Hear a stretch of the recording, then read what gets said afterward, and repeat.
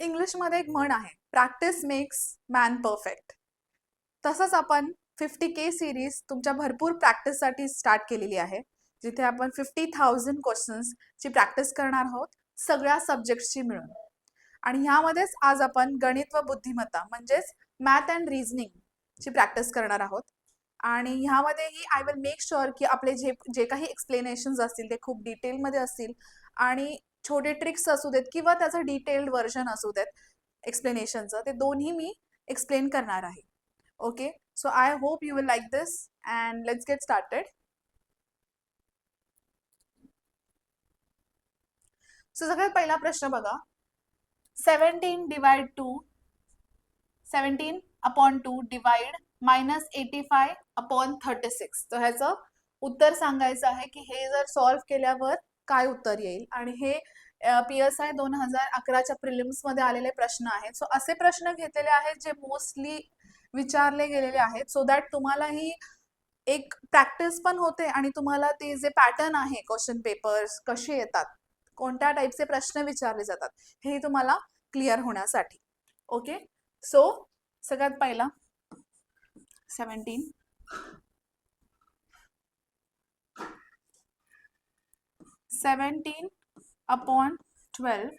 Divide by -85/36 असं दिलंय, right. So जेव्हा कधी असं दिलं असेल ना, कायम लक्षात हे ठेवायचं आहे आपल्याला की हा जो मायनस दिलेला असतो ना, वरचा मायनस, हा जो मधला मायनस असतो, जो न्यूमरेटर किंवा डिनॉमिनेटर मध्ये दिलेला असतो, जो सबट्रॅक्शन साइन असते, ती कधीही हा जो डिनॉमिनेटर असतो ना त्यालाच असतं, वरच्या नंबरलाच तो निगेटिव्ह साइन असतं. आपण असं कधीच नाही लिहू शकत. ओके, सॉरी, हा न्यूमरेटर साठीच असतो, ह्याला न्यूमरेटर म्हणतात आणि याला डिनॉमिनेटर म्हणतात. सो जो मायनस साइन असतो, जो दोघांमध्ये कॉमन असतो, तो ऑलवेज कशाला असतो, तो ऑलवेज न्यूमरेटर साठी असतो. तो इथे कधीच नाही लागत, डिनॉमिनेटरला नाही लागत, ऑलवेज न्यूमरेटरला लागतो. आय होप तुमचं डाऊट क्लिअर झाला असेल. म्हणूनच मी हा जो कॉमन मध्ये दिलेला नेगेटिव्ह आहे तो वरती लिहिला आहे. ओके, कारण तो नेगेटिव्ह जो कॉमन असतो तो ऑलवेज न्यूमरेटरला ऍड होतो. ओके, पुढे जर आपण ह्याला अजून सॉल्व्ह करायला गेलो तर कधी आपण जेव्हा डिवाइड मध्ये लिहितो तर आपल्याला कसं लिहायचं आहे, 17/12 बरोबर. मी हा पहिला नंबर घेतला आणि डिवाइड म्हणजेच मी इथे डिवाइड करणार आणि त्याच्या खाली मी हा नंबर लिहिणार, -85 डिवाइड बाय 36. ओके, सो हा एक नंबर झाला आणि हा एक नंबर झाला, बरोबर. हे डिवाइडचा साइन दिलाय म्हणून मी ह्याला न्यूमरेटर आणि डिनॉमिनेटर केलंय, म्हणजेच डिवाइड केलंय, भाग केलेला आहे. ओके, सो आता काय होतं जेव्हा मी असं लिहिते ना, सो 17/12 असं जर मी लिहिलेलं आहे, तो हा नंबर जेव्हा कधी असा डिव्हिजन मध्ये खाली असेल आणि न्यूमरेटर डिनॉमिनेटर असेल तर तो वरती येऊन मल्टिप्लाय मध्ये जातो आणि तो उलटा होतो, असा होतो. ओके, खालचा नंबर वरती जातो आणि वरचा खाली जातो, म्हणजेच हा काय होईल, ह्याचा उलटा होईल आणि इथे मल्टिप्लाय साइन येईल. इथे डिवाइड होतं, इथे मल्टिप्लाय साइन टाकायचं आहे आपल्याला आणि ह्याचं उलट लिहायचं आहे, म्हणजेच 36/85, राईट. आणि मी ऑलवेज बोलली, आता तुम्ही म्हणणार इथे 85 ला मायनस साइन आहे, तर मॅम इथेही 85 ला साइन मायनस आला पाहिजे, नाही. ओके, मी आत्ताच तुम्हाला बोलली की कधीही न्यूमरेटरला ही मायनस साइन जाणार, सो आपण ती साइन वरती शिफ्ट करायची आहे आणि 36 ला इथे मायनस लागणार आहे. आता आपल्याला जे काही डिव्हिजनचं काम आहे ते करायचं आहे. तर काय येणार, इथे मी इथे लिहून घेते for your convenience, 17 divide by 12 into -36 divide by 85 असं येणार.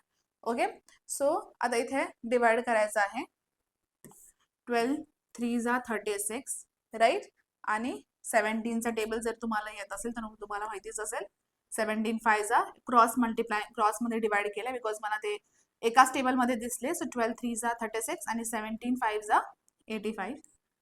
सो इथे नेगेटिव्ह हा विसरू नका, नाहीतर तुम्ही 3/5 ला जर उत्तर केलं तर ते चुकीचं येईल. सो 3/5 हे उत्तर नाही आहे. कधी कधी हे जे नेगेटिव्ह साइन आहे ते मुलं विसरून जातात, असं आपल्याला छोटी छोटी मिस्टेक्स साठी आपल्याला मार्क्स नाही मिस करायचे आहेत. ओके, सो इथे हा जो नेगेटिव्ह आहे तो मी घेतला आणि हा 3 इथे आला आणि हा 5 खाली आला. सो उत्तर काय आलं, 3/5 हे याचं उत्तर आलं, राईट. आता इथे जो डिवाइड मध्ये एवढं मोठं दिसत होतं आपण त्याला खूप जास्त सिम्प्लिफाय केलं. ओके, सगळ्यात पहिला तुम्ही डिरेक्टलीही करू शकता. ओके, तुम्हाला इतकं सगळं करायची गरज नाही. जसं तुम्ही नंबर बघता पटकन तुम्ही इथे ना असं लिहून घ्या इंटू आणि ह्याला पटकन उलट करून टाका आणि इथल्या इथेच तुम्हाला सॉल्व्ह करता आलं पाहिजे. ओके, हे सगळं फक्त तुमच्या डिटेल्ड व्हर्जनसाठी लाईक तुम्हाला समजण्यासाठी मी एवढं डिटेल केलेलं आहे. Okay, so 17/12 into divided by -85/36. So हा 17/12 वरती आला, हा 85/36 काय झाला खाली गेला बिकॉज डिवाइड मध्ये म्हणून मी त्याला खाली टाकला. त्याच्यानंतर 17/12 वरतीच लिहिल्यानंतर हे मल्टिप्लाय करणार आपण डिवाइडचा तर मल्टिप्लाय मध्ये शिफ्ट करणार. सो हा मल्टिप्लाय केल्यावर काय होतो उलटा होतो म्हणजेच हा 85 जो आहे तो काय होतो तो खाली जातो आणि हा 36 जो खालचा आहे तो वरती जातो. निगेटिव्ह साईन वरती लागते ऑलवेज. सो आता ह्याला डिवाइड केल्यावर आपल्याला -3/5 हे उत्तर आलं. आय होप तुम्हाला कळलं असेल. पहिला प्रश्न खूप जास्त सोपा घेतलेला आहे आणि आपण काय करणार आहोत इझी पासून डिफिकल्ट जाणार आहोत. ओके, सो तुम्हाला ही बर्डन नको यायला की मॅथमॅटिक्सचे प्रश्न इतके अवघड कसे असू शकतात. सो आपण खूप जास्त बेबी स्टेप्स घेता घेता मग आपण थोडा ऍडव्हान्स लेवलच्या क्वेश्चन्सला जाऊ. सो आपण थोडे इझी टाइपचे क्वेश्चन्स आधी प्रॅक्टिस करून घेऊया. Okay okay next. 1 घंटा दर 18 मिनिटांनी वाजते, दुसरी घंटा दर 24 मिनिटांनी वाजते, तिसरी घंटा दर 3 मिनिटांनी वाजते. सकाळी 8 वाजता तिन्ही घंटा एकाच वेळी वाजत असतील तर अन्य कोणत्या वेळी त्या एकत्र वाजतील. सो आता 3 घंटा आहेत. एक आहे ती 18 मिनिटांनी वाजते, दुसरी 24 मिनिटांनी वाजते आणि तिसरी 32 मिनिटांनी वाजते. आणि त्यांना अशा प्रकारे सेट केलेलं आहे की सकाळी 8 वाजता त्यांना एकत्र स्टार्ट केलं जातं म्हणजे एकत्र चालू केलं जातं आणि नंतर त्यांना काय होतं त्यांनी विचारलं की जर हे सकाळी एकत्र वाजत असतील तर मग नंतर पूर्ण दिवसानंतर कोणत्या वेळी हे परत एकदा सगळे एकत्र वाजतील असं हे प्रश्न विचारलेला आहे. ओके, सो सगळ्यात पहिला आपण काय करूया 3 नंबर्स आपल्याला दिसत आहेत काय आहेत 18 आहेत, 24 आहे आणि 32 आहे. राईट. सो तुम्ही क्वेश्चन नीट वाचून घ्या परत एकदा.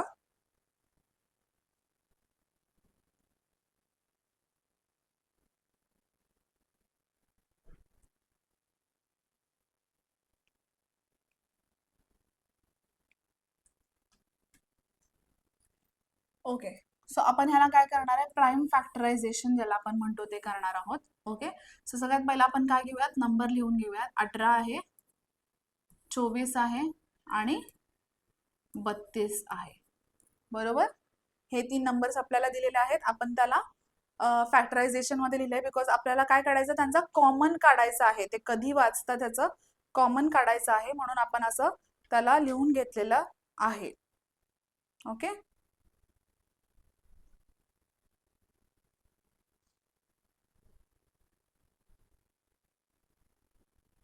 ओके. तर आता ह्याला काय करायचं डिवाइड करायला स्टार्ट करूयात बिकॉज आपल्याला काय सांगितलं अन्य कोणत्या वेळी ते परत एकत्र वाचतील. एकत्र म्हणजे परत ह्या तिघांमधलं आपल्याला कॉमन काढायचं आहे की हे तिन्ही परत कधी भेटतायत. हे 3 मिनिटांचे हे जे 3 घंटा आहेत त्यांचा कॉमन परत कधी ते वाजणार आहेत म्हणजे त्यांचा कॉमन पॉइंट शोधायचा आहे. म्हणजेच आपल्याला इथे प्राइम फॅक्टरायझेशन बिकॉज आपण इथे प्राइम फॅक्टरायझेशन करणार आहोत म्हणजेच इथे लोएस्ट कॉमन मल्टिपल काढणार आहोत. ओके, म्हणजे एलसीएम.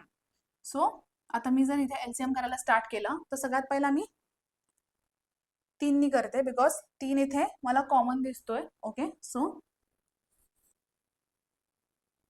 3 6 18, 3 7 24 आणि 32 जात नाही म्हणून तसाच लिहायचा आहे आपल्याला. ओके, 32 मी तसाच लिहिला बिकॉज 3च्या टेबलमध्ये ओके 3च्या पाड्यामध्ये 32 येत नाही म्हणून मी तसाच लिहिलेला आहे.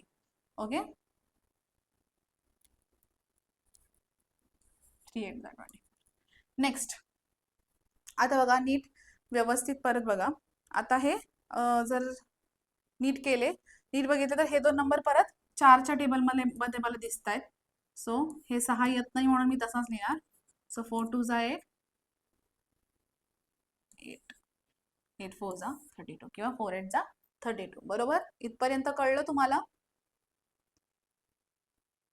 नेक्स्ट बघा नेक्स्ट काय आहे कॉमन ह्याच्यामध्ये? 2चा पाडा. ओके, 2 3 जा 6, 2 1 जा 2 आणि 2 4 जा 8. बरोबर. आता इथे 1 आलेला आहे, सो आपण इथेच थांबूयात आणि आपल्याला हे सगळे कॉमन नंबर्स आहेत ते लिहून घ्यायचे आहेत. काय आहे इथे?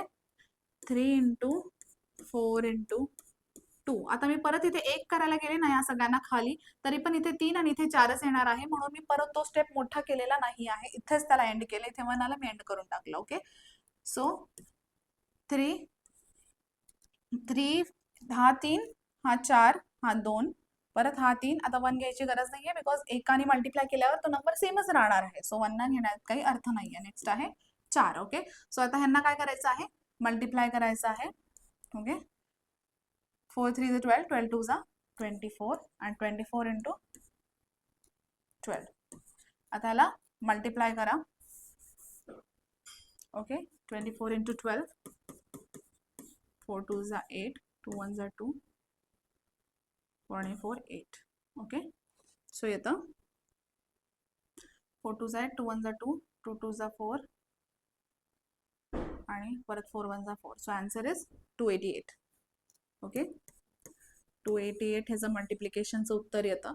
सो आता हे 288 काय आहे? हे मिनिटांमध्ये उत्तर आलेलं आहे. बरोबर, मिनिटांमध्ये. पण आपल्याला इथे मिनिटांमध्ये ऑप्शन्स नाही आहेत, तर आपल्याला वेळानुसार ऑप्शन्स आहेत. सो आपल्याला ह्या मिनिटांमधून आपल्याला त्याला तासामध्ये कन्वर्ट करायचं आहे आधी. ओके, सो आपण ह्याला तासामध्ये कन्वर्ट करूया. 288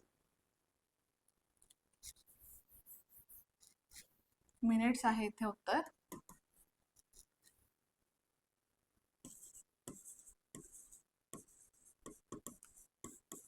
मिनिट टू आवर जर मला करायचं असेल तर मला 288ला 60नी डिवाइड करावं लागेल. बरोबर, सो मी जेव्हा 60नी याला डिवाइड करते तर काय येणार? 2 3 is 6, 2 1 is 2, 2 4 is 8 and 2 4 is 8. परत 30 आलं.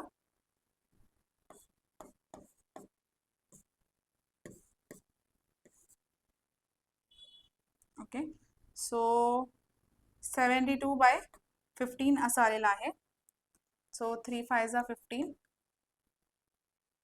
आणि 3 2 is 6, 3 4 is 12. सो 24/5 असं आलेलं आहे. ओके, सो जर मी ह्याला मिक्स्ड फ्रॅक्शन मध्ये लिहिलं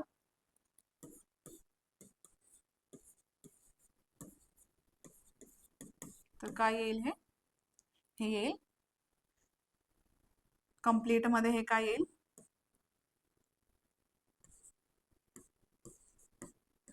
असं. बरोबर, म्हणजे 4 तास इथे पूर्ण आहेत. ओके, 4 तास इथे पूर्ण आहेत. म्हणजेच ह्याचा आपण डिरेक्टलीही करू शकतो.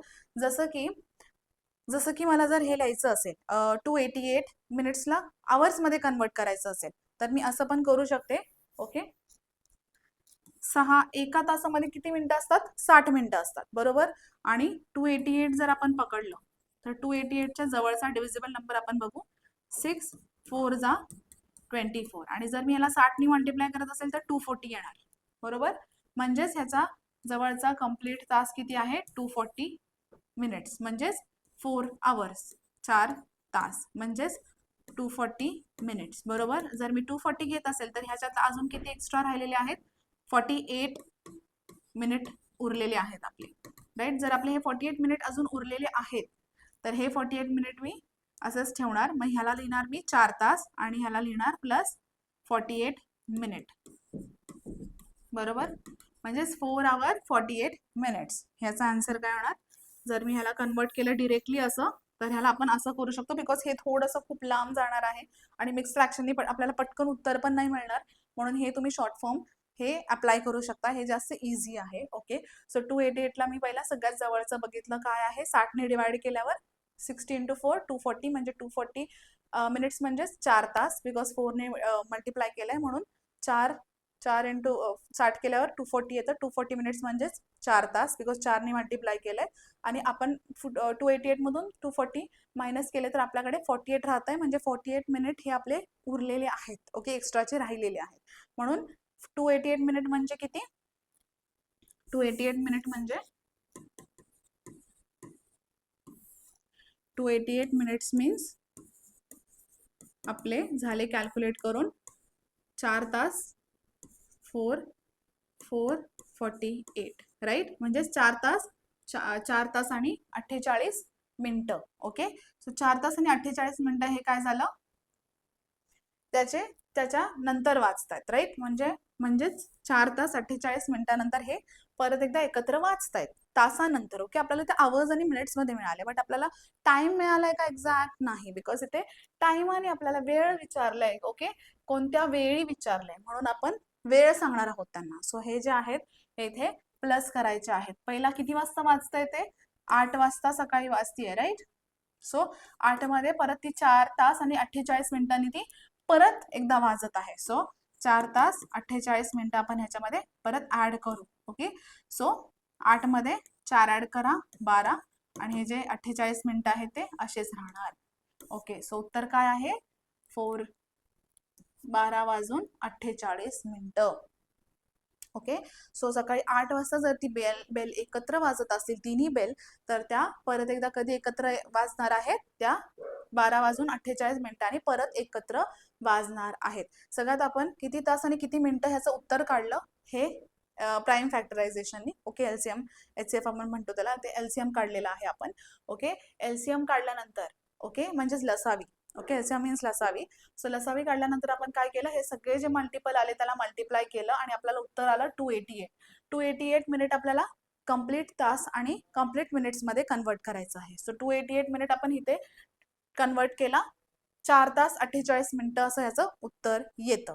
ओके, 4 तास 48 मिनिटं. मग सकाळी जर ती 8 वाजता वाजली असेल तर आपण त्याच्यामध्ये हे 4 तास 48 मिनिटं हे जोडायचे आहेत. मग जोडल्यावर किती येतात 12 तास 12 वाजून 48 मिनिटं. मग ते त्याचं उत्तर होईल. ओके, 8 वाजल्यानंतर किती तासांनी ती परत वाजणार होती 4 तास 48 मिनिटं.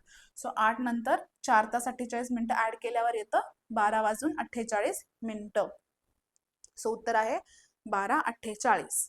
ओके, आय होप तुम्हाला कळालं असेल. आता इथे एकत्र कधी वाजणार हे विचारलं होतं म्हणून आपण त्याची एलसीएम म्हणजेच लिस्ट कॉमन मल्टिपल हे काढलेलं आहे. ओके,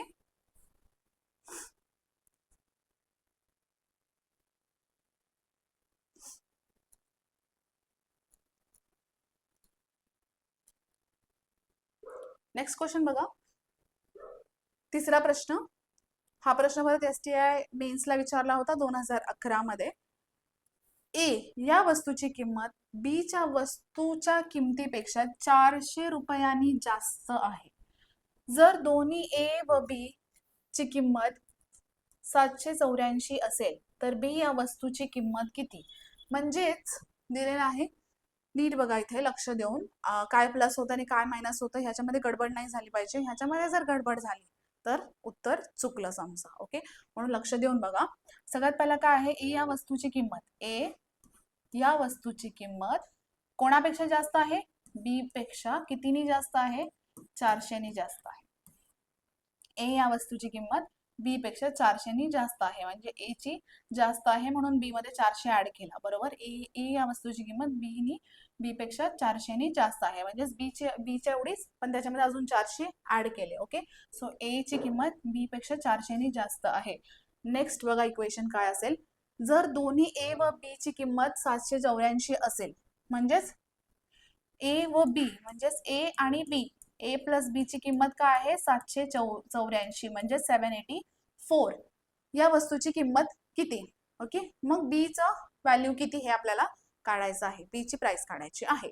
ओके, सो आपल्याला दोन्ही इक्वेशन्स क्लिअर दिसत आहेत. बरोबर, आता इथे ए ची व्हॅल्यू आपल्याला कळालेली आहे. ए ची व्हॅल्यू इथे काय आहे बी प्लस 400. मग आपण जर इथे ए च्या जागेवर ही व्हॅल्यू टाकली तर आपल्याला बी चं उत्तर मिळून जाईल. ओके, सो इथे ए ची व्हॅल्यू काय आहे, ए ची व्हॅल्यू आहे बी प्लस 400. इथे बघा. बरोबर, सो ए च्या जागेवर मी इथे बी प्लस 400 टाकते, बी प्लस 400 आणि हा प्लस बी असाच लिहिते. ओके, ह्याची किंमत मी इथे ही टाकलेली आहे जी इथे दिलेली आहे. ओके, ए च्या जागेवर मी ही किंमत टाकलेली आहे बी प्लस 400. ओके, ए ची किंमत इथे काय दिली आहे बी प्लस 400 म्हणून ए च्या जागेवर बी प्लस 400 लिहिला. हा बी इथे तसाच आहे. ओके, नेक्स्ट आहे 784, तसाच लिहून घेतला. आय होप तुम्हाला ही स्टेप कळली असेल. फक्त ए ची व्हॅल्यू बी प्लस 400 इथे पुट केलेली आहे, बी प्लस 400 आणि बी तसाच लिहिलेला आहे. ओके, आणि 784 तसाच आहे तिथे. ओके, आता बघा इथे बी किती आहेत, 2 बी आहेत, 1 आणि 2, मग A1 2B येणार, B प्लस बी 2B.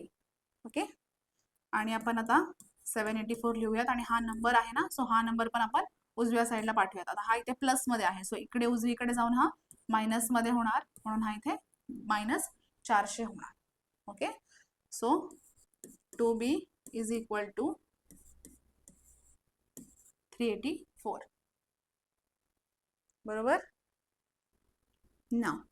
बी इथे मल्टिप्लिकेशन मध्ये आहे, मग इथे जाऊन तो काय होणार, भाग होणार, डिवाइड होणार. जेव्हा आपण ह्याला डिवाइड करतो तर उत्तर येतं 192. ओके, सो बीचं उत्तर आहे, बीची किंमत किती आहे, ₹192. ओके, सगळ्यात आधी आपल्याला दिलं होतं की ए कितीनी जास्त आहे, बी पेक्षा 400 रुपये जास्त आहे, सो इथे बी प्लस 400 आणि ए व बी ची किंमत किती आहे, 784 म्हणजे 784. ए प्लस बी इज 784. मग इथे मी ए ची व्हॅल्यू आपण ऑलरेडी मिळाली होती, म्हणून ही ए ची व्हॅल्यू मी इथे प्लग इन केलेली आहे ए च्या जागेवर, बी प्लस 400 आणि हा बी तसाच लिहिला आहे 784. ओके, बी प्लस बी 2B, 400 तिकडे जाऊन इथे प्लस मध्ये आहे, तिकडे गेल्यावर तो मायनस होणार, so 784 minus 400 is 384. 2B is equal to 384. हा 2 इथे काय होणार, डिवाइड मध्ये जाणार, सो 384 डिवाइड बाय 2 येतं 192. सो बी ची किंमत काय आली, ₹192. राईट, इझी होतं. हा इझी आहे, अशा टाईपचे सम्स खूप जास्त इझी असतात. ओके, फक्त आपल्याला व्यवस्थित प्रश्न वाचायचा आहे आणि जे काही मेन जिथे जिथे व्हॅल्यू आहेत, जे तुम्हाला कळतंय तिथे पटकन अंडरलाईन करायचं, म्हणजे आपल्याला सॉल्व्ह करताना ते तितकंच सोपं जातं. ओके, सो आता ह्याचं उत्तर तर ठीक आहे 192 आलं. ओके, हे तर होतं खूप जास्त डिटेल्ड फॉर्मॅटमध्ये. ओके, हे थोडं डिटेल्ड फॉर्मॅटमध्ये होतं, राईट. सो आता जर ह्याला मी शॉर्टकटमध्ये सॉल्व्ह करून दाखवलं तर you will be very happy, right. So मी तुम्हाला शॉर्टकट ही दाखवते as I promise to in the initially, की आपण ह्याची शॉर्ट ट्रिक बघूयात. ओके, जेव्हा कधी असं असेल, ओके, आता इथे बघा ए मायनस बी 400, जर मी हा बी इथे पाठवला तर ह्याचं इक्वेशन कसं असू शकतं, त्याचं इक्वेशन असं होऊ शकतं का, जर मी हा बी इकडे पाठवला तर हे होईल a minus b is equal to 400. बरोबर, a minus b is equal to 400 होणार आणि इथे आहे a plus b is equal to 784. म्हणजे ए प्लस बी आणि ए मायनस बी ह्या दोन्ही प्रकारचे इक्वेशन्स आपल्याकडे आहेत, ए प्लस बी आणि ए मायनस बी. सो जेव्हा कधीही असं ऍडिशन आणि डिफरन्स मधले जर दोन्ही इक्वेशन्स आपल्याकडे अवेलेबल असतील, ओके, जर दोन्ही प्रकारचे असे इक्वेशन्स आपल्याकडे अवेलेबल असतील, परत नीट बघा, तर आपण काय करू शकतो, ह्या दोघांचं जे काही आपल्याला दिलेलं आहेत व्हॅल्यूज, जसं की प्लसची व्हॅल्यू काय दिली आहे 784 मायनस, ओके, नीट बघा मायनस. आता इथे मायनस मध्ये काय दिले, ए मायनस बी ची व्हॅल्यू काय आहे 400, सो आपण 400 असं लिहू शकतो आणि ह्याला आपण भाग करू शकतो 2नी, राईट. सगळ्यात पहिला मी ए प्लस बी ची व्हॅल्यू लिहिली आहे 784, ओके, 784, आणि ए मायनस बी ची व्हॅल्यू लिहिली आहे 400 आणि ह्या दोघांचं काय केलेलं आहे, मायनस केलेलं आहे आणि त्याला 2नी भाग केलेला आहे. तर याचं उत्तर काय येणार, 784 मायनस 400 येतं, परत तेच आलं, इथे जे उत्तर होतं तेच, सो 192. Easy, right. सो हे झालं याचा शॉर्टकट टेक्निक. ओके, सगळ्यात पहिला जे जास्त दोघांना प्लस करून जी व्हॅल्यू येत होती ती इथे लिहिली, दोघांना मायनस करून ए मायनस बी जेव्हा येत होतं तेव्हा मी इथे 400 लिहिलं, दोघांना मायनस केलं, डिवाइड बाय 2 केलं. Okay, so 384 divide by 2 192. So जेव्हा कधीही असं प्लस इक्वेशन आणि मायनस इक्वेशन दोघांचं तुमच्याकडे अवेलेबल असेल तर आपण खूप सोप्या प्रकारे ह्याचं असं उत्तर काढू शकतो, की तुम्हाला विचार करायची गरज नाही, तिथल्या तिथे पटकन मायनस करायचं आहे. 784 मायनस 400 मेंटली मायनस करून मेंटलीच आपल्याला डिवाइड करायचं आहे. तुम्हाला 1 सेकंड लागेल फक्त हे उत्तर बनवायला, किंवा जास्तीत जास्त 2 सेकंड, राईट. ह्याच्यात जास्त काही कॅल्क्युलेशन नव्हतं, बट मी तुम्हाला समजण्यासाठी, तुम्हाला कन्सेप्ट कळावी म्हणून पण डिटेल्ड मध्ये दिलंय आणि हे शॉर्ट ट्रिक पण दिलेली आहे. ओके, आय होप तुम्हाला हे उत्तर कळालं असेल. ह्याचे शॉर्ट ट्रिक लिहून घ्या, नोट करून घ्या, सो दॅट तुम्हाला प्रॅक्टिस करताना हे इझी जाईल. जेव्हा कधी असे इक्वेशन्स असतील ना तेव्हाच ते आपण यूज करू शकतो. ए मायनस बी आणि ए प्लस बी अशा प्रकारचे प्लस आणि मायनस इक्वेशन्स असतात, ओके, तेव्हाच आपण हे एक्स प्लस वाय आणि एक्स मायनस वाय ह्याचे जेव्हा व्हॅल्यूज असते तेव्हाच आपण हे यूज करू शकतो. ओके, सो हे नोट करून ठेवा. नोट करून ठेवा आणि हे लिहूनही ठेवा की हे कधी यूज करू शकतो आपण. ओके, पुढचा प्रश्न बघा, जो PSI मेन्सला आला होता, 2011चा प्रश्न आहे. 4 बहिणींच्या 5 वर्षांपूर्वीच्या वयाची बेरीज 80 वर्षे होती. ओके, तर आजपासून 15 वर्षानंतर त्यांच्या वयाची बेरीज किती? म्हणजेच आपल्याला विचारलं आहे की 5 वर्षांपूर्वी ह्या ज्या 4 बहिणी होत्या त्यांची 5 वर्षांपूर्वी त्यांची जी ऍडिशन होती वयाची ती 80 वर्षे होती. ओके, सो आपल्याला विचारलंय की आजपासून 5 वर्षापूर्वीचं नाही, 5 वर्षापूर्वीचं त्याने दिलेलं आहे. आजपासून जर मी 15 वर्ष पुढे कॅल्क्युलेट केले तर त्यांच्या वयाची जी ऍडिशन आहे ते किती येईल ह्याचा प्रश्न आहे. ओके, सो सगळ्यात पहिला आपण बघूयात, जर 5 वर्षांपूर्वी, ओके, जर मी 5 वर्षांपूर्वी बघितलं, ओके, सो आता 4 बहिणी आहेत, 1 2 3 4, बरोबर. जर 5 वर्षांमागे जर मी गेले आणि जर मी आत्ताचं जर मी वय बघितलं त्यांचं, तर 5-5 वर्ष जास्त झालं असेल, बिकॉज 5 वर्षांपूर्वीची, आजपासून 5 वर्षांपूर्वीची गोष्ट करतायत ते. सो आजपासून जर मी 5 वर्षांपूर्वीची गोष्ट करते तर आज मी 5 वर्षांनी जास्त असेल, माझं वय 5 वर्ष जास्त असेल, बरोबर. बरोबर, जर मी 5 वर्ष मागे जात असेल तर ती मायनस झालं आणि 5 वर्ष जर मी पुढे येत असेल तर ते प्लस झालं. जर मला आजचं वय बघायचं आहे तर हर एक बहिणीचं 5-5 वर्ष वाढले असतील, बरोबर. मग आपण 5 किती वेळा जोडायचं आहे? 4 बहिणी आहेत ना, म्हणून 4 वेळा जोडायचं आहे. म्हणजेच 5 जेव्हा आपण 4 वेळा जोडतो तर काय येतं? 20. 5 4 जा 20. म्हणजेच त्यांचं वय कितीने वाढलं असेल? 20 वर्षे वय वाढलं असेल आत्ता, बिकॉज 5 वर्ष मागे बोलले, 80 वर्ष, बरोबर. So sorry for this. Okay, so जर मी आत्ताचं बोलत आहे, सगळ्यांमध्ये 5-5 वर्षांचं हे वाढ झाली असेल. ओके, सो जेव्हा 5-5 वर्षांची वाढ हर एकाच्या वयात झाली, म्हणजे 4 बहिणींच्या वयामध्ये 5-5 वर्षांची वाढ झाली, म्हणजेच 5-5 वेळा ते ऍड करायचं आहे. 4 वेळा आपल्याला 5 ऍड करायचं आहे आणि 4 वेळा जेव्हा आपल्याला 5 ऍड करायचं असेल आपण मल्टिप्लाय करतो. 5 4 जा 20. सो 20 वर्ष इथे वाढलेले आहेत. म्हणजेच ही जी आधीची होती, म्हणजेच आजच्या वयाची बेरीज किती झाली?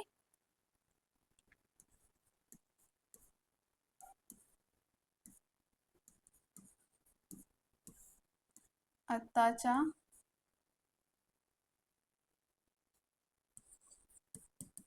वयाची बेरीज किती होईल? आता वयाची बेरीज होईल आधीचे 5 वर्षांपूर्वीचे किती होती? 80. म्हणजेच 80 प्लस आता 5 वर्षांच्या गॅपने किती होती? 20 वाढलंय. मग हे 20 आपल्याला वाढवावे लागतील. हे 5 वर्षांआधीचं आहे आणि 5 वर्षांपासून आतापर्यंत किती वाढ झाली आहे? 20 वर्षांची वाढ झालेली आहे. 20 वर्षांची वाढ झालेली आहे, म्हणून 80 + 20 हे 5 वर्षांपूर्वी आणि 5 वर्षांपर्यंतच्या आत्ताच्या गॅप पर्यंत. ओके ओके, सो किती वाढ झाली आहे? 20 ची वाढ झाली आहे. सो टोटल आजच्या, ओके, आत्ताच्या वयाची बेरीज किती येणार? 100 वर्षे येणार. ओके,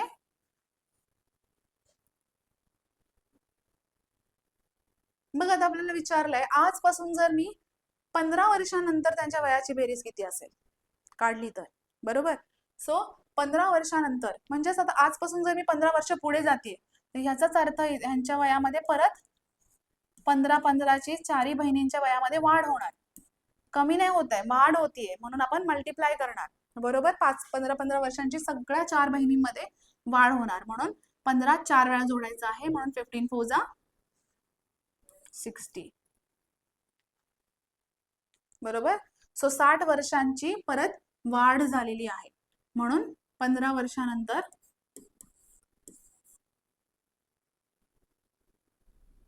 15 वर्षांनंतर सॉरी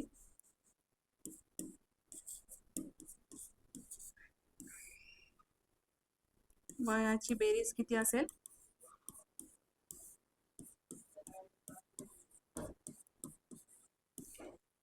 आजच्या वयाची बेरीज आहे 100, म्हणजे 100 प्लस इथून पुढे 15 वर्षांची बेरीज किती आली आहे? 60. 60 वर्ष जास्त झालेत त्या चौघींचे मिळून, म्हणून उत्तर काय येणार? 160 वर्षे. मग यांच्या बेरीज 15 वर्षानंतर वयाची बेरीज किती येणार आहे? 160. सो 160 हे उत्तर आहे. सगळ्यात पहिलं आपण हे काढलं की आजच्या वयाची बेरीज किती आहे. त्याच्यासाठी आपल्याला प्रिव्हियस 80 घ्यावे लागले आणि आत्ता किती वाढले, 5 वर्षांपासून आत्तापर्यंत किती वाढले होते, आपल्याला किती वाढ दिसली होती? 20 ची वाढ दिसली होती. म्हणजे प्रिव्हियसच्या 80 मध्ये मी 20 वाढवले, म्हणजेच आत्ता बेरीज किती आहे? 100. ओके. आणि इथून पुढे 15, म्हणजे इथून पुढे 15 म्हणल्यावर 60 वर्षांची परत जास्त वाढ होणार आहे त्या चौघींच्या बहिणींच्या वयाची मिळून. सो 60 वर्ष ह्या आजच्या वयामध्ये, आजच्या वयाच्या बेरीजमध्ये ह्या 100 मध्ये आपल्याला 60, म्हणजेच पुढे जे होणार आहे 15 वर्ष जी वाढ होणार आहे, 60 ची वाढ, ती आजच्या वयामध्ये 60 वर्षे ऍड केल्यावर 160 वर्षे, म्हणजेच 15 वर्षानंतर त्यांच्या वयाची बेरीज काय होणार आहे? 160 वर्षे होणार आहे. सो असा प्रश्न आल्यावर आपल्याला मिड पॉइंट शोधायचा आहे, मधला पॉइंट शोधायचा आहे. आणि मधला पॉइंट काय आहे? आज. ओके. प्रिव्हियस म्हणजेच 5 वर्षांपूर्वी, आज आणि 15 वर्षांपूर्वी. सो मधला काय आहे? आज. सो आजला आपण कम्पेअर करून काल आणि उद्या डिपेंड होणार त्याच्यावर. ओके. सो हे त्याचं असं उत्तर आपण फाइंड आउट केलेलं आहे. हा, नेक्स्ट बघा, गट बी पूर्व 2022 चा प्रश्न आहे. अनुक्रमे 1 ते 97 मधील नैसर्गिक संख्यांची सरासरी काढा, म्हणजेच ऍव्हरेज. सरासरी म्हणजे ऍव्हरेज. ओके, ऍव्हरेज काढायचं आहे. सो आता आपण हे दोन्ही प्रकारे करूया, डिटेल्ड आणि शॉर्ट मध्ये. ओके. सो सगळ्यात पहिला आपण डिटेल व्हर्जन बघूया त्याचा. सो 1 to 97 जेव्हा मला सम करायचं असतं, म्हणजेच कधीही नॅचरल नंबरचा जो सम असतो त्याच्यासाठी एक फॉर्म्युला आहे. ओके. जेव्हा कधीही मला 1 2 3 4 5 6 n पर्यंत किंवा n+1 n+2 असे मला ऍडिशन करायचं असतं, तर त्याच्यासाठी एक फॉर्म्युला असतो. तो फॉर्म्युला काय आहे? Addition of n natural numbers काय आहे? n × n+1 डिवाइड बाय 2 हा त्याचा फॉर्म्युला आहे. आणि n काय असतो? n हा शेवटचा नंबर असतो, हा n असतो. ओके. हा जो शेवटचा नंबर असतो ना, सपोज जर 100 दिला असता तर 100 तो n असता, पण इथे 97 हा शेवटचा नंबर दिलेला आहे, म्हणून n काय आहे? 97 आहे. सो मी जर ह्याला n च्या जागेवर n = 97 पुट केलं तर काय येईल? 97 × n+1 म्हणजे 97 + 1 that is 98. So divide by 2. Okay. So 97 × 98 जर तुम्ही आपले मॅथमॅटिक्सचे मल्टिप्लिकेशनचे जे ट्रिक्स आहेत, ओके, मल्टिप्लिकेशनच्या ट्रिक्स जर तुम्ही फॉलो करत असाल किंवा बघितलं असाल तर तुम्हाला माहिती आहे ह्याच टाईपचे जे मल्टिप्लिकेशन असतात ते असे एकदम चुटकीमध्ये कसे सॉल्व्ह करायचे हे मी शिकवलेले आहेत ऑलरेडी. तर ते कसे करायचे दाखवते परत. 97 × 98 जर असे 100च्या जवळचे नंबर असतील तर आपण इथे 100नी कितीचा गॅप आहे? इथे 3 चा गॅप आहे, सो -3 लिहिणार. इथे 100नी कितीचा गॅप आहे? 2 चा गॅप आहे, म्हणून आपण -2 लिहिणार. क्रॉस मध्ये बघणार डायगोनली. आता इथे मायनस मध्ये आहे ना, म्हणून 98 - 3 करणार, काय येणार? 95 लिहून घेणार आणि अजून 2 ब्लँक पुढे सोडून देणार, कारण ह्याचं उत्तर 4 डिजिट येतं, म्हणून आपण 4 डिजिट घेणार आहोत. ओके.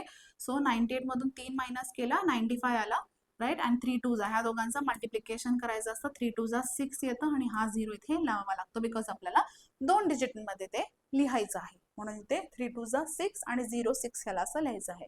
सो 97 × 98 आपण एकदम शॉर्ट मध्ये काढलेला आहे. काय आहे? 9506 divide by 2. Okay. So 9506 divide by 2 काय येतं?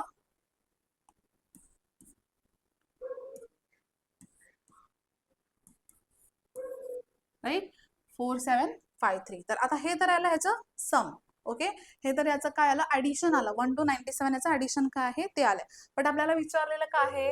सरासरी, म्हणजेच ऍव्हरेज काढायचं विचारलेलं आहे, राईट. सो ऍव्हरेज कसं काढणार आपण? ऍव्हरेज काय असतो? ऍव्हरेज सगळ्यात आधी जो काही सम असतो, sum divide by total, right. Sum divide by total हे त्याचा फॉर्म्युला आहे. सो सम इथे काय आहे? सम आहे हा 4753 आणि टोटल नंबर किती आहेत? 1 to 97 मध्ये किती नंबर असतील? 97 नंबर. राईट. 1 to 97 मध्ये 97 नंबर्स असतील म्हणून 97 खाली लिहिलेला आहे. Okay, total numbers. सो याची ॲव्हरेज फॉर्म्युला झाला. Okay, so 4753 divide by 97. So बघूयात ह्याला करून 4753 डिवाइड बाय 97. ओके, सगळ्यात पहिला आपण पहिले 3 नंबर बघूयात कशाने डिवाइड होतो. 97 इंटू 4 करून बघूयात. 3 नी तर नाही जाणार. 388. ओके, 388. सो 97 4 जा 388. ओके, पण इथे 475 आहे. So 475 minus 388. राईट. 97 4 जा काय येतं 388. म्हणून मी इथे 388 ने याला डिवाइड केला तर 475 मधून 388 मायनस करून किती उरतात बघावे लागतील आपल्याला त्याला पुढे फॉरवर्ड करण्यासाठी. राईट. आता ह्याच्यामध्ये पण आपण शॉर्ट ट्रिक शिकलेलो आहोत. राईट. जर तुम्ही माझी सबट्रॅक्शनची ट्रिक्सची सिरीज बघितली असेल तर तिथे मी ह्या टाईपचे सम्स घेतलेले आहेत. ओके, सो ह्यांच्या जवळचा नंबर काय आहे राऊंड ऑफ 400. इथे कितीनी कमी आहे 412 ने कमी आहे आणि इथे 75 नी जास्त आहे. आणि ह्या दोघांचं काय करायचं आपल्याला प्लस करायचं आहे. सो काय येतं प्लस केल्यावर 87 येतं. म्हणजेच इथे 87. जर मी ह्या तिन्ही नंबरना आता 388 लिहिते 4 जा तर इथे काय राहिलं इथे 87 राहिलेला आहे. 87 म्हणजे 873 ह्याने डिवाइड करायचं आहे. ओके, सो आता राहिलेला नंबर काय आहे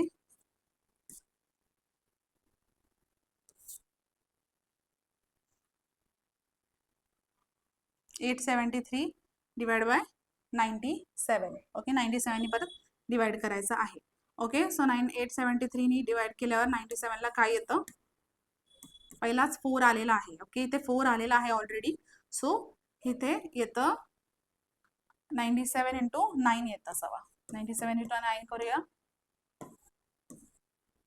ओके, येस.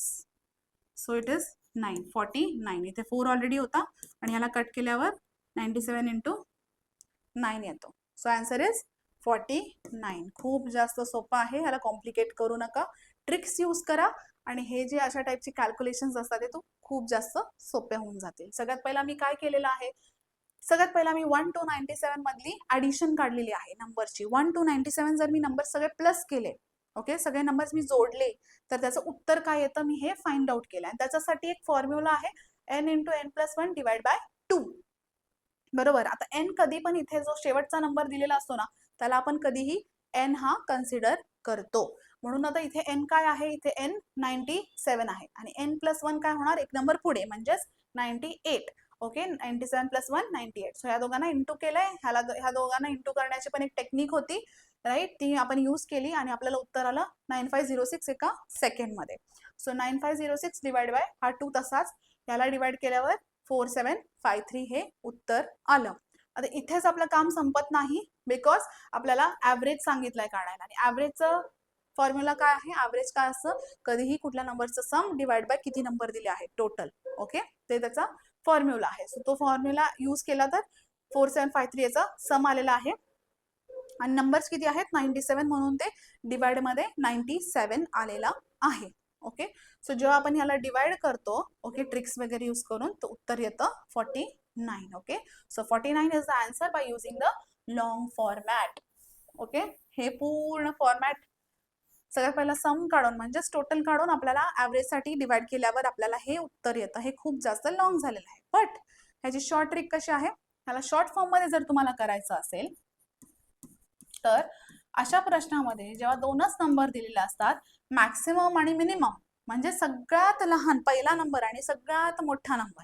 ओके, तर आपण कसं ॲव्हरेज फाइंड करतो average is equal to minimum plus maximum divide by 2. आता तुम्ही म्हणणार मॅम जर इतकं सोपं होतं तर आधी का नाही सांगितलं. आधी नाही सांगितलं because I want you to learn the concept. Okay, see आजकालचे मुलं इतकं शॉर्टकट बघायला लागलेत ना की शॉर्टकट सगळे शिकतात. Shortcuts very nice very good, तुम्हाला टाइम सेव्ह करायचा बरोबर आहे. पण जर तुम्हाला मेन कन्सेप्टच कळाली नाही तर तुम्हाला शॉर्टकट शिकून काय फायदा आहे ना. जेव्हा मेन डिटेल शिकणार तेव्हाच तर शॉर्टकटचं थोडं काहीतरी तुम्हाला लॉजिक कळेल. जर तुम्हाला लॉंग फॉर्मच कळत नाहीये तर लॉजिक काय कळणार आहे. म्हणून आपल्याला सगळ्यात पहिला कधीही ट्रेडिशनल मेथड काय आहे ते फाइंड आउट करायला हवं. जर मी हे ते ट्रेडिशनल मेथड नसतं शिकवलं, डायरेक्ट मी शॉर्टकट शिकवलं असतं, तर तुम्हाला हा एक फॉर्म्युला कळाला असता का? नाही. सो म्हणून सगळ्यात पहिला लॉंग फॉर्मनी करून बघा, पूर्ण पूर्ण लॉंगनी. इवन दो आय नो मेहनत लागते, बट ही मेहनत वाया नाही जात. ओके. सो आता बघा, सगळ्यात पहिला कधीही असे सगळ्यात छोटे मिनिमम नंबर आणि सगळ्यात मोठा मॅक्सिमम नंबर दिला असेल आणि इथे किती नंबर आहेत? 2च आहेत, म्हणून डिवाइड बाय 2. टोटल नंबर किती आहेत? 2च नंबर आहेत म्हणून डिवाइड बाय 2. इथे 97 नंबर्स होते म्हणून डिवाइड बाय 97 होतं. आणि मिनिमम मॅक्सिममचा sum, so sum divide by total, हेच आहे. सेम फॉर्म्युला यूज झालेला आहे. ओके, ॲव्हरेजचा हाच फॉर्म्युला इथे यूज केलेला आहे. सो मिनिमम काय आहे? 1, सगळ्यात कमी नंबर, आणि मॅक्सिमम काय आहे? 97 डिवाइड बाय 2.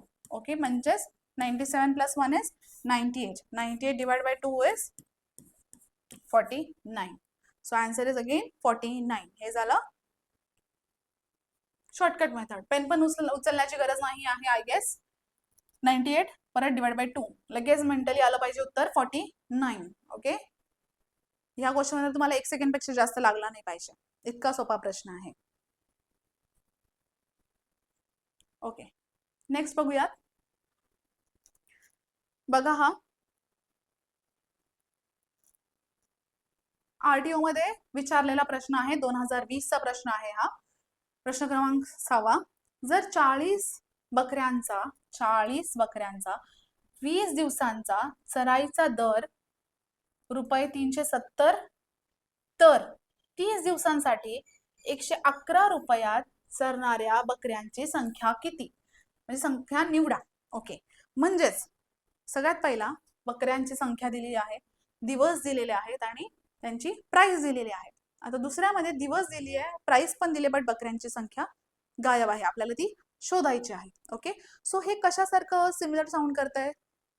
लक्षात येत आहे का? डेज, वर्क, आवर, मेन, म्हणजेच जे वर्क अँड टाइम आहे त्याच्या थोडंसं जवळपासचा प्रश्न आहे, बरोबर? मग आपण तीच मेथड यूज करून इथे सॉल्व्ह करणार आहोत. ओके, ते जास्त सोपं आहे. तर इथे बकरे म्हणजेच आपण मेन घेऊयात. ओके, मेन म्हणजेच M1.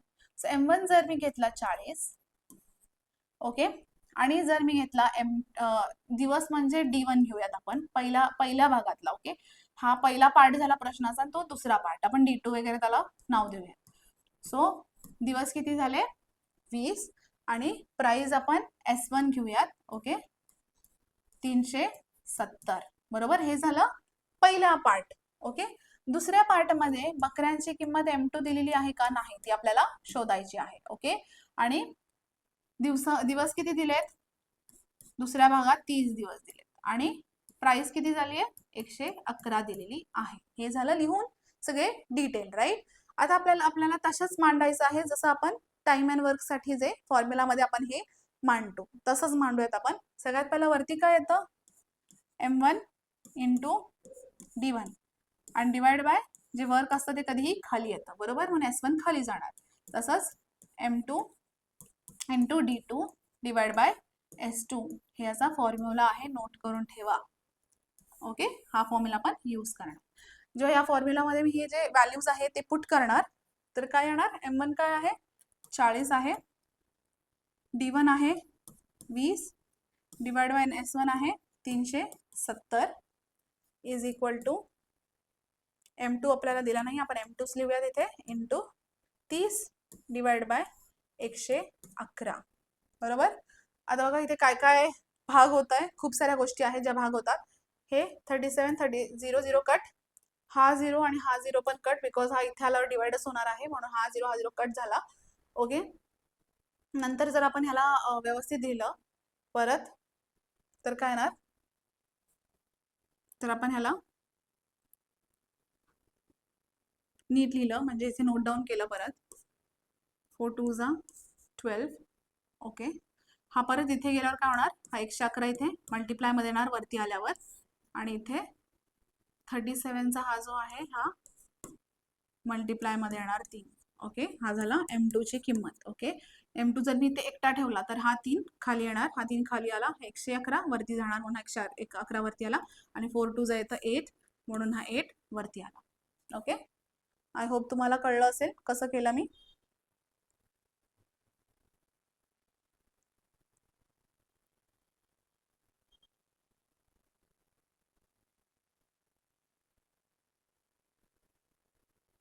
ओके, आता नीट बघा, हे जे आहे 3,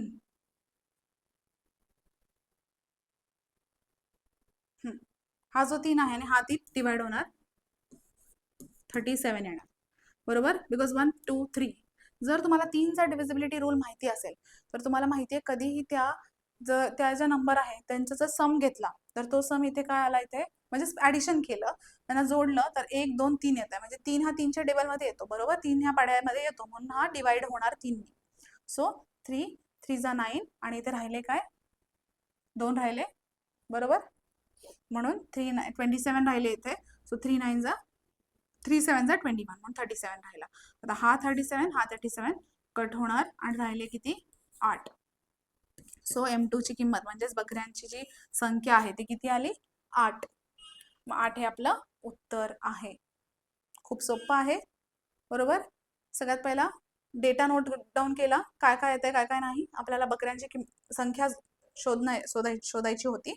सो आपण हा वर्क टाइमचा फॉर्म्युला जो आपल्याला ऑलरेडी माहिती आहे, डेज आणि वर्कचा मॅनचा जो फॉर्म्युला आहे तोच यूज केलेला आहे. सो M1 D1 इथे बकऱ्यांना आपण मॅन समजूयात, दिवस हे तसेच राहतील दिवस, आणि हे जे वर्क आहे त्याला आपण, हे जे चरायचे दर आहे ते आपण ते S1 म्हणून पकडणार आहोत, म्हणजेच work. Okay, so M1 D1 upon S1 is equal to M2 D2 upon S2 याचा फॉर्म्युला आहे. सो ह्याची फॉर्म्युला जे काही व्हॅल्यू आहेत ते मी इथे पुट डाऊन केले आणि M2 ला एक साईडला ठेवला आणि सगळे नंबर जे काय आहेत ते पाठवले उजवीकडे, आणि उजवीकडे पाठवलं असं येतं. 3 आणि 111 कट झाला, 37 राहिला, 37 कट झाला, 8च राहिला. सो M2चं उत्तर आहे 8. म्हणजेच बकऱ्यांची संख्या काय आहे, 30 दिवसांसाठी जर 111 रुपयाची चरण्याची जर किंमत असेल तर किती बकऱ्यांसाठी असतील ते, 8 बकऱ्यांसाठी. सोपं आहे, राईट. मॅथ हे सोपं आहे, काही टेन्शन घेण्याची गरज नाही आहे, फक्त लक्ष देऊन प्रश्न वाचा.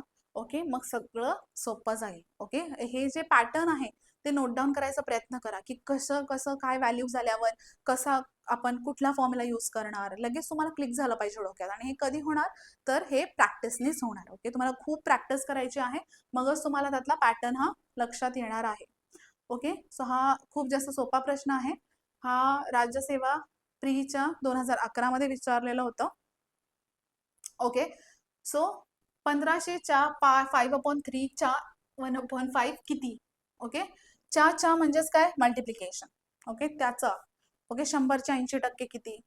ओके, तसंच इथे विचारलेलं आहे, मग आपण तोच लॉजिक इथे अप्लाय करणार. 1500ची किती, 5/3 आणि त्याचे पण 1/5. कळलं, हे असं लिहायचं होतं. आता करा सॉल्व पटक्यात.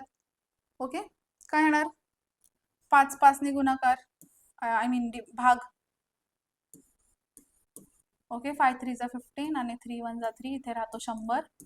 उत्तर काय आलं, 100 × 5, म्हणजेच हे 0 0 पुढे लागले, उत्तर आलं 500.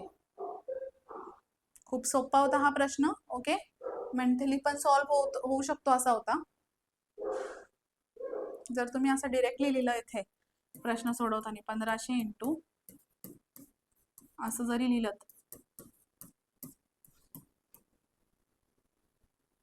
तरी तुम्हाला पटकन उत्तर आलं असतं. ह्या दोघांना मी इथे मल्टिप्लाय करून 5 1 जा 5 आणि 5 3 जा 15 हा लिहिलेला आहे. सो डायरेक्ट ह्याला 5/15 केलं मी, म्हणजेच असं केलं. 1500 × हे जे 2 आहे ना, ह्याला पटकन तिथेच मल्टिप्लाय करून घेतलं आणि ह्याचे पटकन उत्तर काढलं. 100 आला इथे, उत्तर आलं 500. हे एवढं पण करण्याची गरज नाहीये, डायरेक्ट 15 ने भाग जातो, 100 राहतो आणि 500 उत्तर. तर मेंटली करायचं आहे. ओके, पेन पण उचलण्याची गरज नाही या प्रश्नासाठी, इतका सोपा प्रश्न आहे. किंवा अजून एक ह्याला वे आहे करण्याचा, हा 5 इथेच कट झाला आणि इथे 500 राहिला, बस. मेंटली, डायरेक्ट मेंटली सॉल्व झाला. ओके, इतके सोपे प्रश्न असतात, खूप जास्त सोपं लॉजिक असतं, फक्त त्यांचं जे विचारण्याचं जी पद्धत असते ना ती खूप जास्त असं वाटतं की आपल्याला बापरे किती अवघड प्रश्न आहे काय माहिती. ओके, प्रश्न अवघड नसतो. ओके, आपली प्रॅक्टिस कमी असते आणि आपल्याला ती जी म्हणते ना त्याला अनवाइंड करायची. ओके, ट्विस्टेड प्रश्न असतो, त्याला आपण ते ट्विस्ट जे असतं ते ओपन करायचे असतं आणि त्याला एकदम सिम्पल फॉर्म मध्ये करायचं असतं आणि मग आपल्याला ते सॉल्व्ह करायचं असतं. ओके, सो आपल्याला हेच सिम्पल फॉर्म मध्ये करण्याची प्रॅक्टिस आली पाहिजे. प्रश्न सोपे विचारले जातात, फक्त विचारण्याची जी पद्धत आहे ती फिरवून असते, म्हणून आपल्याला तो प्रश्न अवघड वाटतो.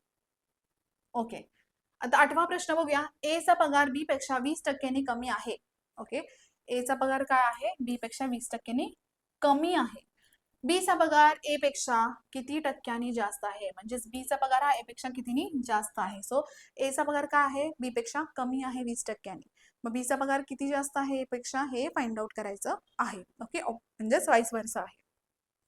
सो जर असं असेल तर आपण कसं फाइंड करणार? आता ए चा पगार हा बी पेक्षा कमी आहे, राईट? कमी आहे, म्हणून आपण त्याला एक फॉर्म्युला यूज करतो, R/100 मायनस आर. ओके, हा इथे फॉर्म्युला आहे. आणि आर इथे काय असतो? कधीही जी टक्केवारी दिलेली असते, ओके, कधीही ज्या प्रश्नामध्ये जी टक्केवारी दिलेली असते, जास्त आहे कमी आहे असा प्रश्न आला तर आपण हा फॉर्म्युला यूज करणार. ओके, आणि इथे सगळ्यात पहिला दिला आहे कमी आहे. ओके, कमी आहे म्हणून आपण इथे काय लिहिलंय? 100 मायनस आर लिहिलेलं आहे. ओके, सो आर आपण कन्सिडर करणार. आर इथे काय आहे? 20 आहे, बरोबर? 20 दिलेला आहे, म्हणून आर रेट हा 20 आहे. सो आपण ह्या जर फॉर्म्युलामध्ये त्याला टाकला, R/100 मायनस आर, जर या फॉर्म्युलामध्ये आपण टाकला तर तो येतो 20/100 मायनस 20, म्हणजेच 20/100 मायनस 20 किती येतं? 80 येतं.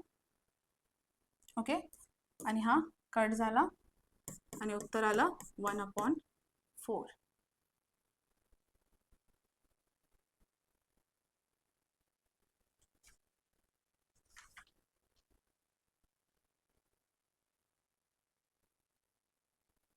आणि याला अजून एक असतं इंटू 100. ओके, आपल्याला टक्के काढायचे आहेत ना, आपल्याला कितीने जास्त आहे त्याने काढायचे, आपल्याला टक्के काढायचं आहे, म्हणून आपल्याला समोर इंटू 100 करावं लागेल. जेव्हा कधीही टक्के काढायला सांगितलंय, आता कितीनी जास्त आहे, किती टक्क्यांनी जास्त आहे असं दिलंय, म्हणून आपल्याला इंटू 100 हा इथे ऍड करावे लागतं. जर कितीनी जास्त आहे हे विचारलं असेल तर 1/4 हे उत्तर आलं असतं, पण किती टक्क्यांनी जास्त आहे हे विचारलंय, टक्के आलंय म्हणून आपण त्याला इंटू 100 करणार आहोत. ओके, इंटू 100 हा ऍड करणार आहोत. तो आपल्याला माहितीच आहे 100/4 हे 25% करतात. तर तुम्ही जर फ्रॅक्शनचे जे काही टेबल आहे शॉर्टकट्स, ते जर तुम्ही वाचले असतील, ते जर तुम्ही पाठ केले असतील तर तुम्हाला पटक्यात हे उत्तर आलं पाहिजे की 100/4 काय असतं? 25% असतं. Okay, so 100/4 is 25%. जर हे इथे दिलं असतं की ए चा पगार बी पेक्षा जास्त आहे 20%, 20% जास्त आहे, तर बी चा पगार हा ए पेक्षा कितीनी कमी आहे. जर ऑपोजिट विचारलं असतं, ओके, जर ऑपोजिट प्रश्न विचारला असता, ओके, जर ऑपोजिट विचारलं असतं की ए चा पगार बी पेक्षा जास्त आहे, जर असं विचारलं असतं तर आपण ह्या फॉर्म्युलेचा उलटा वापर केला असता, म्हणजेच काय, आपण 100 मध्ये हा आर ऍड केला असता इंटू 100. कळलं? आर आपण ऍड केला असता, मग काय आलं असतं? 20/120 इंटू 100.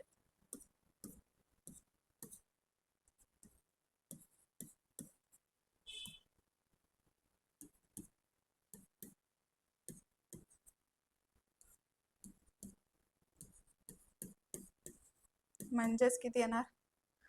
2 1 जा 2, 2 2 जा 4. एक मिनिट आहे, मला वाटतंय परत एकदा करूयात आपण. 20/120 आला असता आणि हा 100 आला असता, तर हा 0 कट झाला असता. 2 5 जा 10, 2 6 जा 12. ओके, 2 3 जा 6, 2 10 जा. ओके, सो उत्तर आलं असतं 50/3, म्हणजेच 16 2/3 हे उत्तर आलं असतं. ओके, सो जर हे ऑपोजिट विचारलं असतं की जर ए चा पगार हा बी पेक्षा 20%नी जास्त आहे तर बी चा किती कमी आहे, जर असा प्रश्न आला असता तर आपण हा फॉर्म्युला यूज केला असता. आपण फक्त काही नाही, डिनॉमिनेटर मध्ये हा काय येणार? हा प्लस होणार, इथे मायनसच्या जागेवर इथे प्लस ऍड होणार आणि आपण टक्के काढायचे म्हणून त्याला इंटू 100 करणार. आणि इथे काय येणार? 20/120 इंटू 100, म्हणजेच त्याचं उत्तर आलं असतं 16 2/3. सो दोन्ही फॉर्म्युला नोट करून ठेवा आणि ते लिहूनही ठेवा की दोन्ही फॉर्म्युला कुठल्या सिच्युएशनला यूज होणार. ओके, हा कधी यूज होणार आणि हा कधी यूज होणार. ओके, सो दॅट तुमचं कन्फ्युजन दूर होईल. सो आपण एकाच प्रश्नामधून दोन्ही प्रकारचे प्रॅक्टिस केलेले आहेत. ओके, नेक्स्ट क्वेश्चन जो क्लार्क 2015 मध्ये विचारलेला आहे. प्रश्न 9. धावण्याच्या शर्यतासाठी 9 खेळाडू मैदानात उभे आहेत. प्रत्येक खेळाडू इतर सर्वांशी फक्त एकदा हस्तांदोलन करवायचे आहे, तर एकूण किती हस्तांदोलन होतील? म्हणजे 9 आहेत total players. Okay, so total players आहेत 9. टोटल प्लेयर्स म्हणजे एन घेऊयात आपण. एन किती आहेत? 9. आणि ते एकदाच एका प्लेयरशी हँडशेक करतायत. ओके, जर मी एका प्लेयरशी हँडशेक करते तर मी त्याच्याशी एकदाच करणार, परत नाही, एकदाच. ओके, सो ह्याचाच अर्थ 2 व्यक्ती एक दुसऱ्याशी हँडशेक करतायत. ओके, सो आता इथे आला प्रश्न कॉम्बिनेशनचा. ओके, हर एका बरोबर आपल्याला कॉम्बिनेशन काढायचं आहे, because every player will handshake with every player, another player. म्हणजेच 2 व्यक्ती एका टायमाला हँडशेक करणार आहेत, तर आपल्याला कॉम्बिनेशन्स काढायचे आहेत. सो आता इथे जर मी एन हा घेतला 9 आणि पी, म्हणजेच एका वेळेला किती लोक हँडशेक करणार आहेत? 2 व्यक्ती, राईट. सो 9 मधले 2 व्यक्ती. सो पी काय असणार आहे? चूज केलेले, म्हणजेच 2 असणार. ओके, जर मी कॉम्बिनेशन मला ह्यांचं लिहायचं असेल तर मी कसं लिहिते? कॉम्बिनेशन ऑलवेज NCP असं लिहितात. सो मी इथे जर एन आणि इथे हा पी जर टाकला तर ह्याचं कॉम्बिनेशन मी कसं लिहिणार? 9C2 असं लिहिणार, राईट.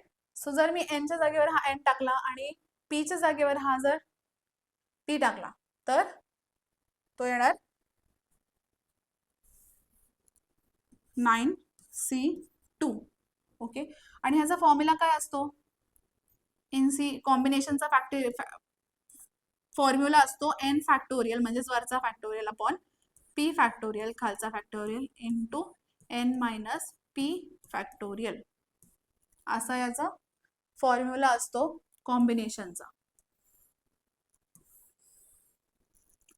जर हाच फॉर्म्युला जर मी इथे यूज केला NC2 ला, सेम फॉर्म्युला जो तिथे दिलेला आहे 9C2 ला, म्हणजेच NCP 9C2, सेम फॉर्म्युला जर मी यूज केला तर n फॅक्टोरियल म्हणजेच 9 फॅक्टोरियल अपॉन p म्हणजेच 2 फॅक्टोरियल, आणि n मायनस p म्हणजेच 9 मायनस 2 इज 7 फॅक्टोरियल. ओके, तर मी आता ह्याला 9 ला कसं लिहू शकते? 9 ला मी असं लिहू शकते 9 फॅक्टोरियल इंटू, आता कोणताही फॅक्टोरियल जर मी लिहितेय, म्हणजे जर मी कधीतरी 5 फॅक्टोरियल लिहितेय तर आपण त्याला कसं लिहितो मल्टिप्लिकेशन मध्ये? तुम्हाला माहिती असलं पाहिजे. 5 इंटू 4 इंटू 3 इंटू 2 इंटू 1 असं लिहितो, राईट. सो आता इथे जर मी 9 फॅक्टोरियल 7 पर्यंत लिहिला, ओके, म्हणजेच 9 इंटू 8 इंटू 7 फॅक्टोरियल, म्हणजे 7, 6, 5, 4 याच्या पुढचे नंबर असंही मी लिहू शकते, राईट. ह्याला जर मी डिटेलमध्ये मला लिहायचं असेल तर, right. So 9 into 8 into 7 factorial आपण हा 2 फॅक्टोरियल असंच राहणार, इंटू हा 7 फॅक्टोरियल असंच राहणार. आता इथे 7 फॅक्टोरियल, इथे 7 फॅक्टोरियल कॉमन दिसतंय, राईट. सो मी ह्याला कट करणार. 7 फॅक्टोरियल आणि 7 फॅक्टोरियल काय झाले? कट झाले, आणि राहिलं काय?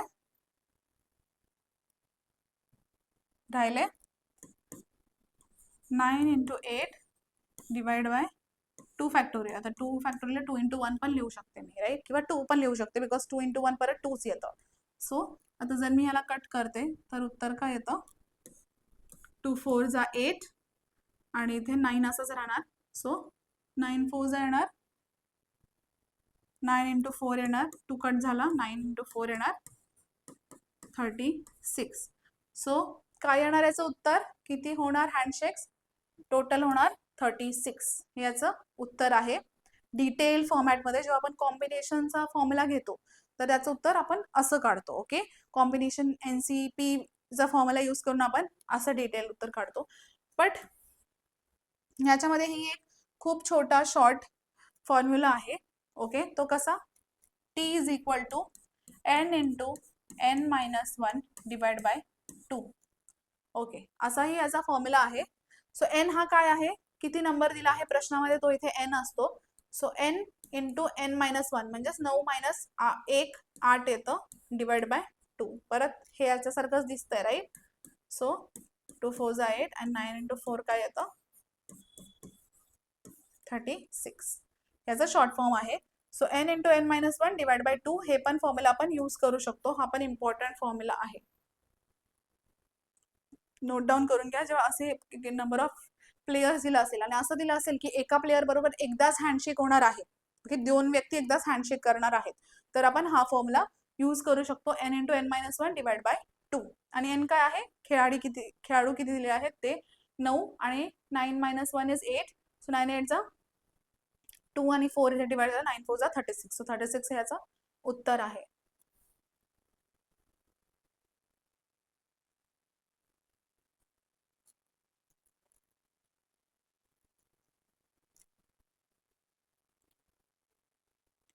Okay, next question. गट बी पूर्व 2020 मध्ये विचारलेला प्रश्न आहे. 10वा प्रश्न. शेतातील तण काढण्यासाठी 5 मजुरांना 12 दिवस लागतात. तेच काम करण्यासाठी म्हणजे सेम वर्क करण्यासाठी 15 मजुरांना किती दिवस लागतील? ओके, सो आता 5 मजुरांना जर 12 दिवस लागतायत, ओके, सो आपण ना जेव्हा इथे वर्क काय म्हणतात त्याला, जेव्हा कामगार वाढणार आहेत तर वर्क काय होतं, वर्क डिवाइड होतं. ओके, आणि ते वर्क काय होतं लवकर होईल, कमी दिवसांमध्ये होईल, राईट.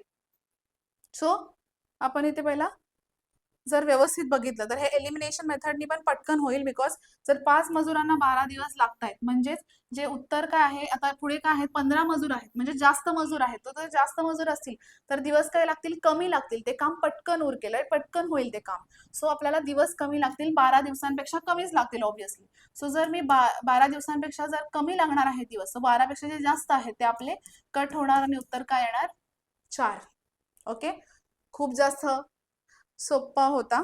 ओके, फक्त बघितल्या सॉल्व्ह होत होता. दॅट इज वाय आय से की तुम्हाला नीट बघता आले पाहिजे प्रश्न, ओके, वाचता आले पाहिजे आणि त्यातलं लॉजिक फाइंड आउट करता आलं पाहिजे. ओके, ह्याला सॉल्व्ह करण्याची गरज नव्हती, आपल्याला बघताच ह्याचं उत्तर येत होतं. सो जर 15 मजूर असतील तर ऑब्व्हियसली 12 पेक्षा कमी दिवस लागतील. सो 15 12 आणि 16 कट झाला आणि 4 उत्तर झालं. तरी पण आपण ह्याला डिटेलमध्ये सॉल्व्ह करून बघणार आहोत.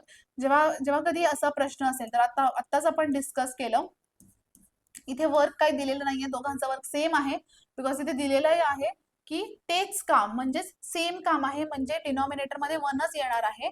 तर 1 घेण्याचा काही अर्थ नाहीये, वरचा उत्तर हे सेमच राहणार म्हणून आपण तो 1 घेणार नाहीये. So m1 d1 into is equal to m2 into d2. Okay, पहिला मजूर किती आहेत 5 आहेत, दिवस किती आहेत 12 आणि इथे m2 किती आहेत 15 आणि d2 म्हणजेच दिवस आपल्याला काढायचे आहेत. ओके, जर मी हा d2 इथेच ठेवला आणि 15 इथे पाठवला तर काय येतं 5 इंटू 12 डिवाइड बाय 15. सो 3 येतं आणि 4. So d2 is equal to 4. हे त्याचं उत्तर आलं. सो आन्सर इज 4 days म्हणजे 4 दिवस लागतील.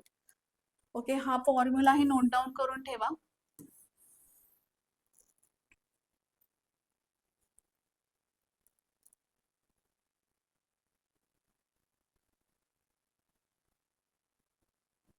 Okay, so that is it for today. आज आपण 10 प्रश्न प्रॅक्टिस केले आणि त्याच्यामधून 10च नाही तर त्यामध्ये त्याला लॉंग फॉर्म मध्ये कसं करायचे, त्याचे शॉर्ट ट्रिक्सचं जे काही आपण कन्सेप्ट शिकलो, जे काही आपण ट्रिक्स अप्लाय केलो, तर त्याचं ऍप्लिकेशन कसं होणार आहे तेही आपण शिकलो, राईट. सो एका प्रश्नामधून आपण 2-3 प्रकारही शिकलो, राईट. सो जर तुम्हाला असंच हे व्हिडिओ जर तुम्हाला आवडला असेल किंवा आपल्याला जे काही कन्सेप्ट शिकले असेल ते आवडलं असेल तर नक्की शेअर करा आणि 50K+ सिरीजला फॉलो करा आणि शेअर करा सो दॅट ज्यांना कोणाला खूप जास्त प्रॅक्टिस करायचे असतील तेही हे व्हिडिओज बघतील आणि शिकतील. Okay, so thank you for watching. Keep studying.